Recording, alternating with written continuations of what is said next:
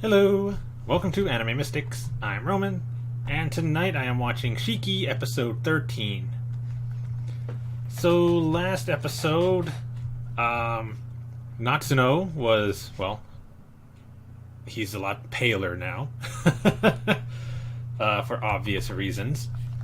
Toru, is that his name? Yeah, Toru. His brother and sister went to go and see him, and he basically told them not to come near him anymore and showed him the bite marks. As we know, the best way to get better from this is to just not get bitten at all. Like with that old woman, where they kept her in the hospital for a couple of days and she was starting to get better because her blood was coming back. They'd have to do the same for him. However, that's not going to happen. The vampires already know that that's something that they're going to do, and they already know how to get in.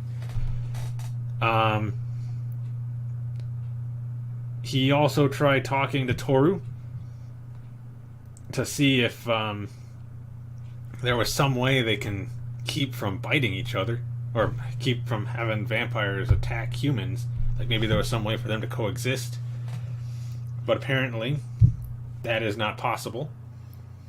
According to the what are their names? Kirishikis, they don't want to attack people in order to survive, but it's the only way they can. Because they mentioned that when they showed them having dinner, that if they wish there was another way that they can survive without having to attack people, but that's the only way they can. Because the hunger just starts taking over, and then they just have to attack somebody to get blood. Which is what happened with Toru. He was trying to fight it, but it just took over, and he attacked Natsuno again. And his dad isn't helping. His dad doesn't believe anything that's going on. Thinks he's just sick. The mom looks just as bad as Natsuno does, so I'm assuming somebody is biting her. I don't know who. Maybe Toru as well. But let's see. The brother and sister went to go and see him. He was not going to let them in after what happened last time, but Natsuno told them to let him in. I am saying the right name, right? Yeah, I'm saying the right name.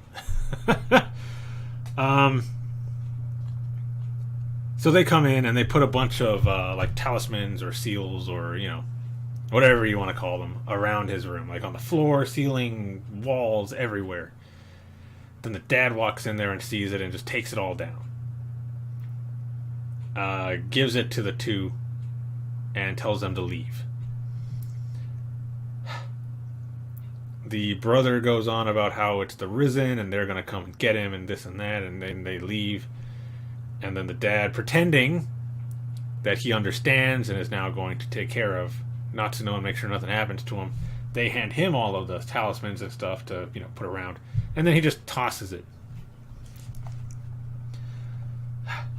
And then, as we see at the end of the episode, Toru is coming back to finish the job.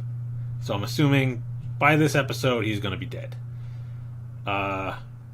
unless they decided to come by and check on him and end up stopping it. But I don't know. At this rate, it looks like he's just going to die. Probably the mom next. Anyway.